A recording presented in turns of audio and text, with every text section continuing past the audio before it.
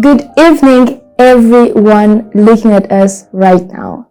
I don't know where you are, but I just hope that you're very comfortable because tonight we are on again, back with a special interview. Tonight with us, we have a gospel artist. She's a mother, she's a wife, and most importantly, she's a child of God. And tonight we'll be discovering more about her on this special interview. She's right here with me. Good evening, Ma. Good evening. Thank you for having me here today. Thank you very much. How are you doing? I'm fine, thank you. That's great. How's life these days? Beautiful. Beautiful. Stressful, but beautiful, yeah. Sure. All right, Ma.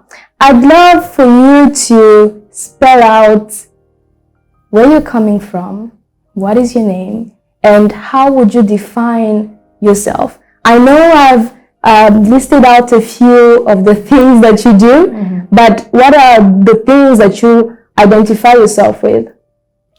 Okay. My name is Neche Favour Paul. All right. I'm known as Neche. Neche. Because of the long pronunciation of my name. So Neche is gotten from Chinecherem, and I'm from Nigeria. I'm Nigerian. And from the things you mentioned, one of the other things I do is I'm also an author. And I discover that I love to put down the things that I have inside of me, maybe the words, the feeling, whatever it is that I think that needs to be heard. I try to put them down for people to know. So I see myself as someone who is ambitious. I will use that word. Interesting. Yeah. So, and someone who like to make people feel better about themselves. That's great. To help people grow and to find purpose. Yeah, I would identify as that also. That is really a lot of things attached to who you are. But particularly, do you have a particular identity that you'd love people to refer to you as that clearly define who you are, or all of them are just part of who you are? Yeah, I see myself as someone who is very diverse. Right. So I can't say I'm this person.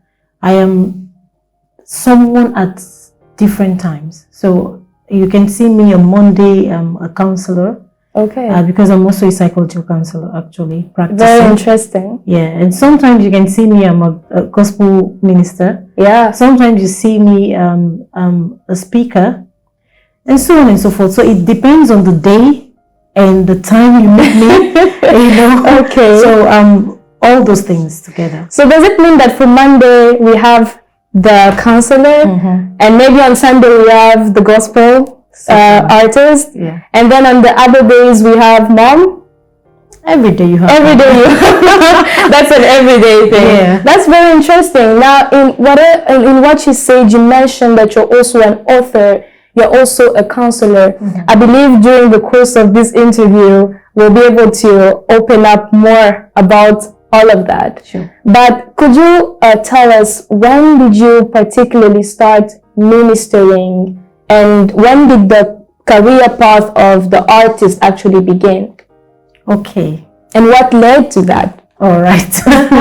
Okay. I would say I started singing as little as maybe 5 or 6 years old, when my mom was called into the ministry, because she's a woman of God, a bishop. So when she was called into ministry and it started, I was the one who would come and sing in the church, get people together, arrange the place, clean it. Clearly picture a little girl. Exactly. Around 5-6 years old, I was coordinating the church, literally. And that is how we started, from a fellowship at home. So that is when it started with me. So I was singing from that time, and then growing up, living with my grandparents. I also joined the children choir. From there, almost everywhere I go, I join a choir. However, there was no intent in doing that. There was no reason why I was doing that. I saw myself always going to the choir to sing, but I never had an intention of being a gospel minister or an artist or whatsoever. So I was. So to you, it was like more of a fun thing because you're like in that environment that is grooming that. I always saw myself there. I don't know why, but once I get to the church, I just go and identify with the choir. That's what I've always done. But there was no reason, I would say. I didn't remember any reason why I did that. But I noticed that I couldn't see myself sitting in the congregation of a church. So I was like that. And what led to me taking it seriously now was, as a teenager, I started seeing myself writing songs. Okay. A lot of them. I think one of them was ministered in my church when I was, 16 years old. That's very interesting. What was the title? Breathe in Me.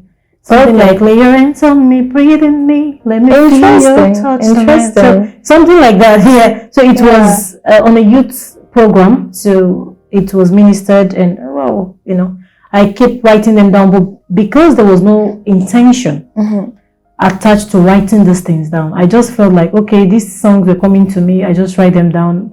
I have this book today, I have the other book tomorrow, so I don't even know where these things are. So I just know that at least the one of Breathe in Me is still in there, right? Yeah, because it was ministered. That is why I could remember. Okay. So it makes sense. Yeah, so I was just putting down this words, but there was nothing in my mind that told me, okay, you were doing this because you want to be a gospel minister. There was nothing like that. I just saw myself doing them. So fast forward to 2021. Yeah. Fast forward to 2021. Before then, I started having these, I would say encounters or experiences, I would say. And in this experience, I see myself being disturbed when I'm not singing. Yeah, being disturbed. That's very particular. Yeah, being disturbed. And sometimes I actually see myself crying, and it's as if it's trying to find expression somehow. And this moved me, that sometimes I would have to sing before I can sleep. It got to that level. And then I knew that I had to take it serious. So it was more than a hobby, more than something casual. So there was something spiritual now going on. And that is when I started looking into taking singing as a gospel minister seriously. So I joined the choir in my church, which is CCA Ministries, and I knew I had to start working on that, because sometimes also before I started becoming very frequent in singing in the church, these experiences also occurred while in the church. Yeah. So while in the church, when I'm not singing, I start having those emotions again, crying. I want to sing out. So it was very intense. Yeah, it was very intense at that time. Okay. So I felt it's time to do something about this. But before then, I always had this, this leading to gather people and like a worship atmosphere. Right. Yeah. So when these intense experiences started happening, I knew it was time for me to start these things that God has been leading me to do all these years, all this time before the intense experiences. So is it the leadership of a choir, or yourself being involved into worship? Oh, the leadership of the choir, I never. No, because as you speak, you mentioned that there was a desire also to gather people. For worship. It's worship. It's worship. So it was a leader. Okay, so it was a combination of the passion you had and this intense emotion and almost like a calling that you were having. Exactly. Blended with gathering people around the same vision. Is it? Exactly. There is this feeling, there is this calling to minister in songs, But then if you have this calling to minister in songs, that means there are people, there are souls that needs to hear these things, right? Yeah. That is why the encounters are happening. That is why the experiences are happening. So I needed to find expression. And then I joined the choir and I became serious with it. And then the fact that I've been having this, will I say, this intense feeling or placed in my heart, I'll call it. It was placed in my heart to have something like a gathering of people ministering. I see myself doing it and so on and so forth. So once I began to take my calling seriously, immediately I started. So it's more like I went to the choir and immediately I started working. Most people might not understand why this was, but because of what I'm experiencing, you know. So the feeling that you had connected with the right environment, and exactly, you found yourself at the right place to actually express it. Yeah. So I knew I was supposed to be in the choir. I knew I was supposed to start ministering to people. Now, like I said before, it was difficult for me to sit down in the congregation of any church. It was so difficult. I couldn't. So me joining the choir, the first service I came when I fully said that, no, I have to do this. And I came to the church that day. I think the next day or something, I went to talk to the leader of the choir. So to start. You didn't make it wait at all? No, I didn't. I didn't wait a week. I didn't wait 1 month. No, immediately I had to get involved with it because I understand what I'm going through personally. So I started, and the more I ministered, the more those experiences stopped. Didn't that sound a little bit suspicious to you? Like, why is it all of a sudden stopping? Or is it because you actually started doing the right thing that those experiences, those intense feelings stopped? Yeah, I felt that I was actually doing what I was supposed to do. Okay. Because like I told you, like I mentioned, when I start singing, right, I start feeling relief from all the burden or anything I'm feeling at that moment. Then I can sleep, right?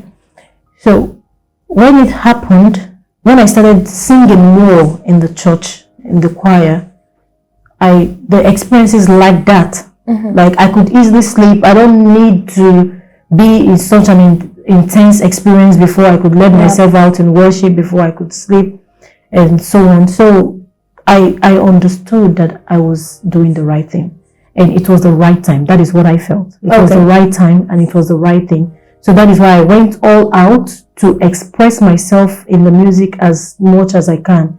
So some people might feel like, okay, it was sudden, but So, but that is what brought me to that point, being the fact that I entered the choir, and then immediately I had to work on some things. That's very incredible. So beside and beyond just having a passion, but it was more of a calling also that drew you. Yes. So I believe from the statements you make, you draw a difference between being a singer and a minister. Is that correct? I think minister is still a singer. That's how I say it, because you're singing. Yeah.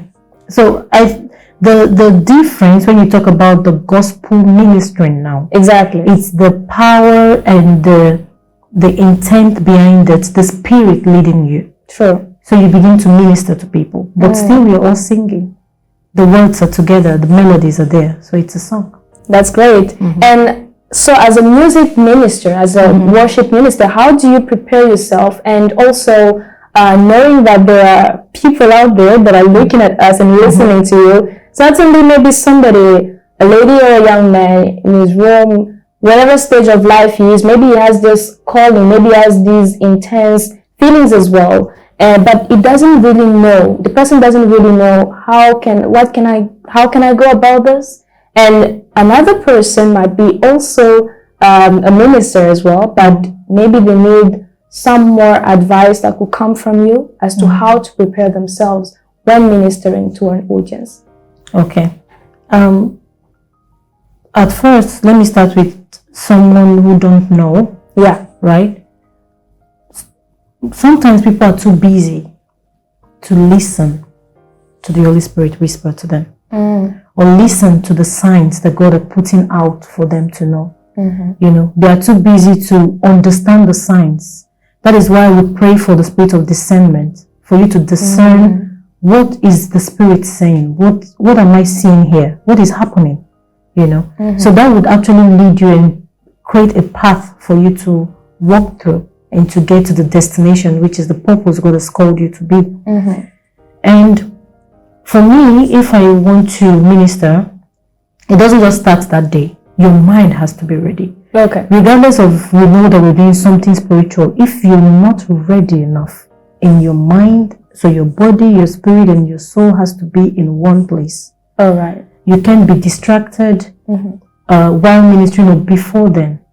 So for me, I start days before in prayer. The prayer doesn't necessarily mean that I have to devote 1 hour or something to just pray about this ministration. No, it can be just when in the car, you know, God just minister through me. It can be at home, it can be when you're cooking, it can be anytime. There isn't a need to make a ritual around it, a very complicated routine around it. For me, I see myself that I can pray anytime. Okay. You know, because I believe that God knows our heart hears, but I can actually talk to my Father anytime I want to. I don't need to be in a setting, in a particular setting or something to do that. So I put it through prayers days before, you know, as much as I can. And then I go through, if I have a lineup, I go through them and I try to work on my vocals a little bit, do some warm-ups and things like that before the day. And of course, you have to rehearse with the people you're working with so they can understand the line of what you're going to do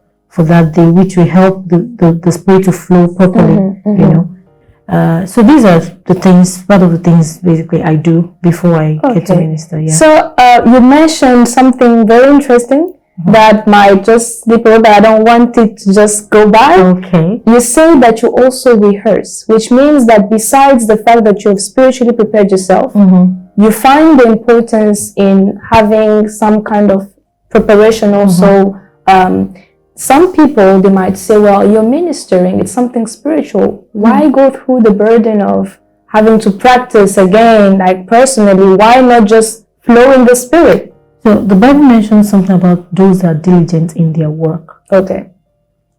Regardless of it being a calling or a spiritual thing to do, it's a job that God has given to you. You have to take it seriously. So that means you have to practice. That means you have to understand the do's and don'ts. You have to ensure that there is no confusion in your ministration. If you don't rehearse, if you don't practice, there might be confusion because the person who is playing the drum might go off beat because you don't know. You singing might go off beat. The person playing the keyboard might go off beat, and this will actually disrupt the spirit of God moving through people while you minister. So that is why when trying to prepare yourself spiritually, it's of utmost importance that you also prepare yourself physically and mentally also. So the three of them works together, like I said. Your body, your spirit, and your soul, all of them come together, and you and then doing the work of God the way it ought to be done. All right. So that same advice, which comes to preparation in all the three aspects, spiritually, mentally, and your body also, that particular aspect can also help someone who is also into the ministry, or it's only for the beginners? No, personally, I think it's for everyone. It's for everyone. If your body is not sound, your mind might not be sound. Yeah. And then if your spirit is not sound and you're doing something spiritual, then there's a problem, right? True. You cannot minister the way you ought to do. You cannot pass out the message, or the work of God in you might not be completed because you have not connected to the spiritual aspect of you. It means that you have to pray, you have to study the word and everything. But when your mental mind, like your mind is not in the right place or not well, then you can't actually do much. I think coming from a counselor herself, it's very reliable information right here. Sure. That's very interesting. And what are some of the challenges that you faced while being actually a worship minister? And also, very importantly, you mentioned that you also lead people. So you're a choir leader. Yeah. We got that from the part where you were talking about the fact that you had this desire to lead actually people, and you found yourself in the right place to be able to do that. Yeah. So as a worship leader, we see males and females, right? So how does a female worship leader lead in a way that would be very effective, and there would be no internal struggles or power struggles coming in because it's a woman? Why is she telling us? Why you know what I mean, right? Yeah. So how can you address that? How do you do that? How do you lead effectively in that area? Okay. When it comes to leadership, what I had in mind, or what was placed in my mind or in my being, is to lead people in worship. Actually, to lead in worship. The role of a leader just came out of the blues, and I wasn't really expecting it. Okay. Anyways, so but as a female leader, choir leader, most times I don't see myself as a leader. Most of the time. Oh. Yeah, I don't see myself as a leader because I try to see myself more like, will I use the word, not more like a friend, but as one of them. Okay. Yeah, I try to see myself as one of them most of the time. Then there are times that I have to put more of the leader hat than the choir hat, right? So it's more like you're different persons at a given time. So there are sometimes you have to be more like a friend. There's sometimes you have to be more like a choir member, just like them. And then there are sometimes you have to be a leader. So you have to differentiate these times to create boundaries for yourself. Interesting. Now, when the boundaries are not created, regardless of whatever you're doing, there will be issue. People might not know when to stop. People might overstep at some point. So creating these boundaries has helped me as a leader. Yes, I'm your friend. Yes, I'm part of the choir. We sing together, which sometimes I'm laid back with that.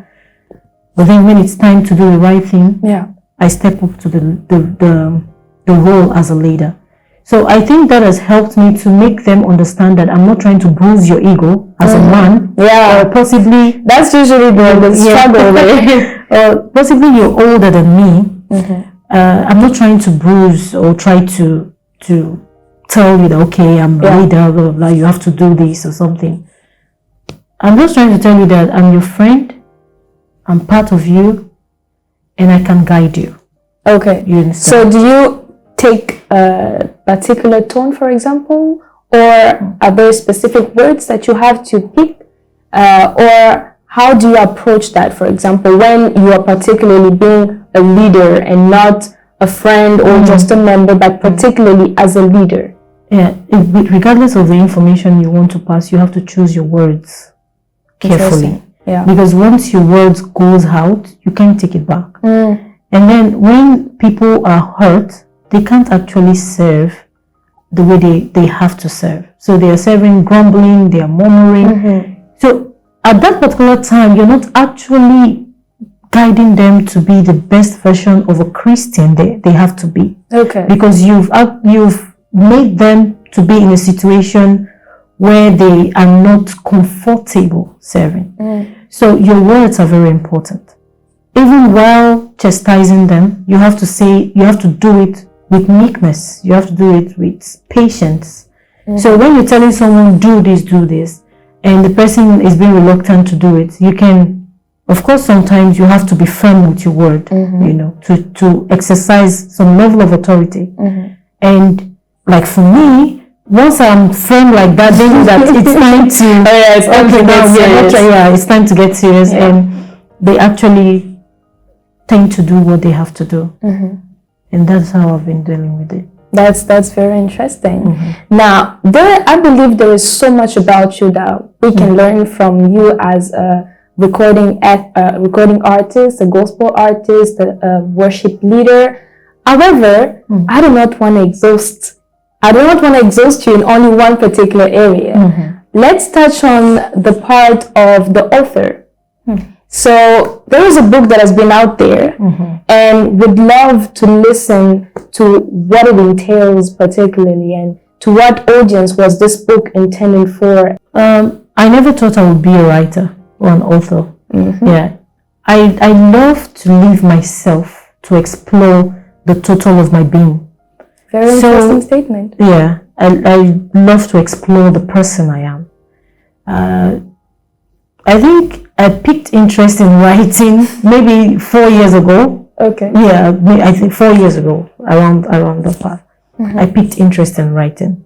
I wanted to just write down something, like something that I feel was important, and that was knowing self, which is actually the title of the book. Knowing self. Yeah. Interesting.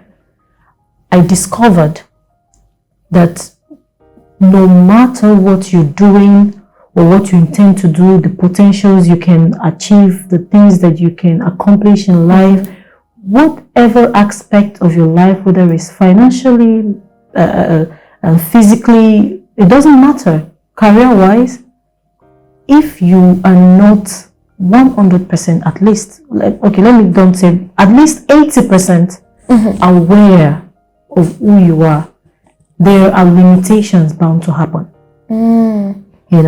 So you might not maximize your life or yourself if you don't know your true self. And that is what birthed that book. Because while growing up, I experienced a lot of low self-esteem, I would say. I didn't want to talk in public. I had challenges. One might never believe that from hearing you right now. I had a lot of challenge mingling with people. I don't have friends a lot, maybe one or two. I don't, I was someone who is always at home, even as a teenager. Teenagers always see themselves out there trying to explore. But with me, it was different. I was someone who is at home, trying to do things. Like I was very reserved. I would use that word. And sometimes I see people try to step on me, maybe with words, try to bully me with words, and so on and so forth. So the power came when I discovered who I am. The power came when I discovered the fact that you have been given so much inside of you. You can actually create ideas, endless ones, and you have the strength to achieve them, to work towards them. Then I decided that I was going to impact lives with this knowledge that I've acquired, with this truth that I have known now. Then I said, what way? Let's start with a book. Yes, I speak to people and I get feedback from people, words from people. Okay, you've really inspired me. You've done this and done that. So I try to put in the book. The book, it's not just, it's for, will I say, before 18, let's say from 15 years to above, like any age can actually read it. Interesting. Yeah, apart from kids, of course.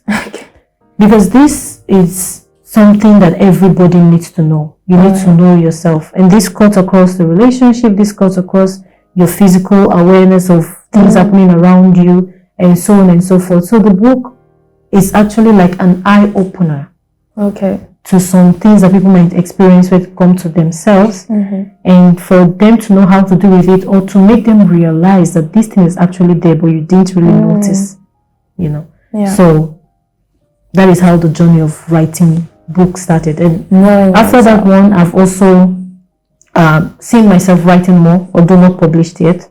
So that is how I've been on that. Can you pick a little bit on what's more in the books, or for now it's very confidential? For the new books, don't worry, it's confidential. It's best you see. All right. But it's good to know that out there is the book Knowing Self, that is out there by Madame Neche, right?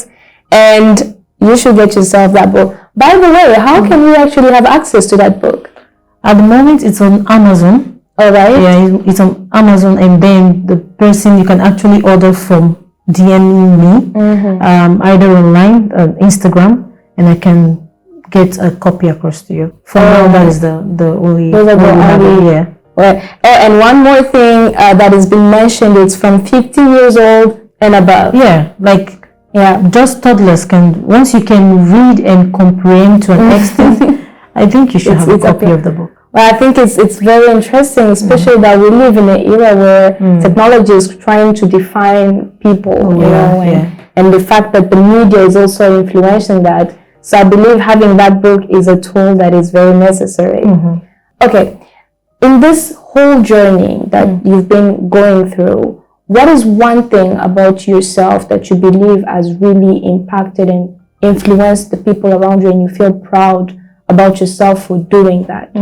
Yeah. I go for what I want. Great.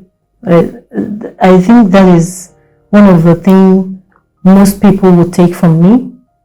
Once I say I want to do this, I go for it and I do it. I don't wait to maybe double doubt myself. I just try to lay out the foundation of what is needed, and is this okay for me to do it? What is the intent behind this?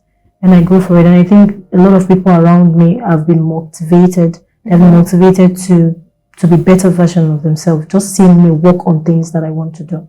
All right. I think that's very interesting to know from you. Now, we'll be going towards the end of our conversation that has been very enlightening. How can one be able to see you on your journey in all the different aspects that you're doing? How can one be able to follow you, especially on like the social media? What are the very accessible ways through which we can actually see you and follow you as well, in order to learn more from you? Okay. Well, I'm on Instagram. I'm on Instagram. The one for more of the music part of it, it's Neche Official, Neche_official. Neche_official. Yeah, on Instagram. And then I have another page which deals more on counseling and things like that. So that one is the counselor for you. The counselor for the counselor, and you. Okay, the counselor for you. For you. Great, noted. So anyone can reach out to me through this platform, and I would be happy to help someone through whatever. Surely. Now, is there one last word that you would love to tell the audience that is currently looking at you, listening to you from wherever they are?